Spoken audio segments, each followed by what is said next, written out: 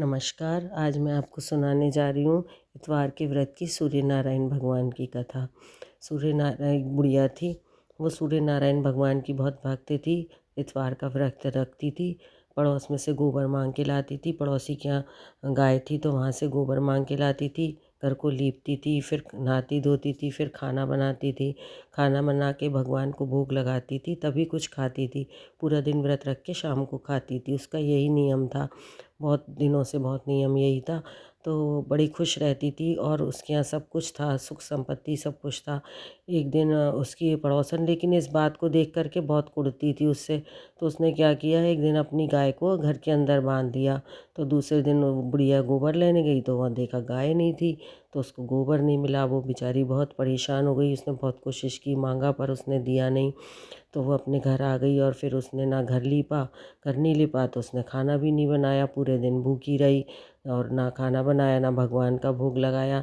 शाम को रात को ऐसे ही सो गई तो सूर्य नारायण भगवान सपने में आए। उन्होंने देखा कि मेरी भक्त कितनी परेशान है। तो उससे बोले, देखो अम्मा, मैं तुमसे तुम्हारे पूजा से बहुत प्रसन्न हूँ। अब मैं तुम्हें एक गाय दूंगा जिससे कि तुम्हें उससे गोबर मांगने की ज़रूरत नहीं रहेगी और आप अपना पूजा कर लिया करना। तो वो सुबह उठती है तो वो देखती है कि उसके घर के आंगन में गाय बंधी हुई थी। अब वो इधर अपना सारा काम में लग गई। उसने देखा नहीं गाय ने गोबर किया। तो वो गोबर उसने सोने का किया। उसने पड़ोसन ने देख लिया कि इस गाय ने सोने का गोबर किया है। वो जल्दी से उसने क्या किया, सुबह वो गोबर उठा के सोने वाला तो ले गई और अपनी वाली गाय का गोबर वहाँ रख गई। अब बुढ़िया ने गोबर लिया, घर को लीपा, फिर जो उसका नियम था उसने नहाई धोई, खाना बनाया, भगवान जी को भोग लगाया, व्रत रखा, फिर खुद खाना खाया। ऐसे ही चलता रहा। अब रोज़ पड़ोसन वो सुबह जल्दी उठती है, ऐसे ही करती है। वो वाला तो गोबर ले जाती और अपना गोबर रख जाती। बुढ़िया को पता ही नहीं लगा कि मेरी गाय सोने का गोबर देती है। एक दिन भगवान ने सोचा कि बुढ़िया को तो पता ही नहीं है। तो उन्होंने क्या किया, खूब आंधी चला दी और पानी आने लगा। तो बुढ़िया ने क्या किया, अपनी गाय को अंदर बांध लिया। उसने सोचा मेरी गाय बीमार पड़ जाएगी। उसने अंदर बांध दिया। सुबह बुढ़िया सो के उठी तो देखा कि गाय ने गोबर किया है, वो सोने का है। वो बड़ी आश्चर्य में हो गई, अरे मेरी गाय ने तो सोने का गोबर दिया है, उसको पता ही नहीं था। अब वो बड़ी खुश रहने लगी।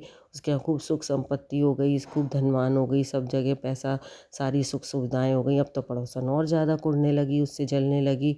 उसने कहा कि क्या करूँ, अब तो उसकी चाल भी नहीं काम आई।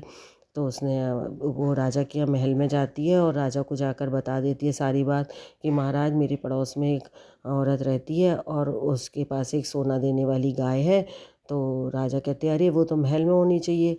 तो उन्होंने सारे सिपाही भेज के और बुढ़िया के घर भेजा और उन्होंने कहा कि ले आओ उस गाय को। वो सोना देने वाली गाय को लेने लगे सिपाही। वो बुढ़िया बेचारी चीखती रह गई, किसी ने उसकी नहीं सुनी और वो गाय को ले जा कर के महल में दे आए।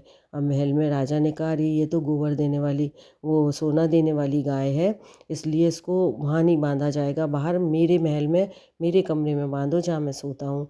तो सिपाहियों ने वहाँ बांध दिया। अब सुबह राजा सोकर उठे तो पूरे कमरे में इतनी बदबू, इतनी बदबू, और वो चारों तरफ गोबर ही गोबर, गोबर ही गोबर। राजा परेशान हो गया। जितना साफ करवाने की कोशिश करते राजा, उतना ही वो बढ़ता जाता, बढ़ता जाता। और वो बड़े परेशान हो गए। उन्होंने कहा, जाओ उस बुढ़िया को बुला के लाओ। उस बुढ़िया को बुला के लाए और उस पड़ोसन को भी बुला के लाए। तो पड़ोसन से कहा, पड़ोसन तूने झूठ बोला, ये गाय तो गोबर दे रही है। उन्होंने कहा, नहीं महाराज, मैंने तो इसको सोना देते हुए देखा है। फिर उस बुढ़िया को बुलाया जाता है।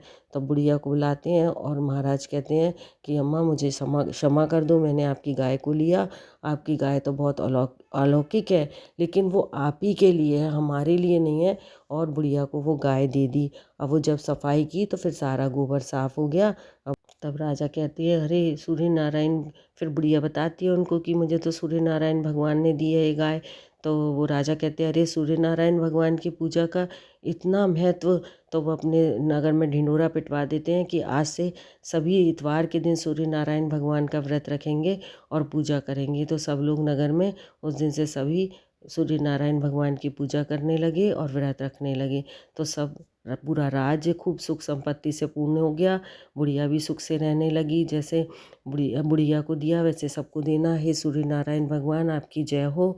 जो इस कहानी को कहते हैं, सुनते हैं, दूसरों को सुनाते हैं, हुंकारा भरते हैं, उनकी सभी मनोकामनाएं सूर्य नारायण भगवान पूरा करते हैं।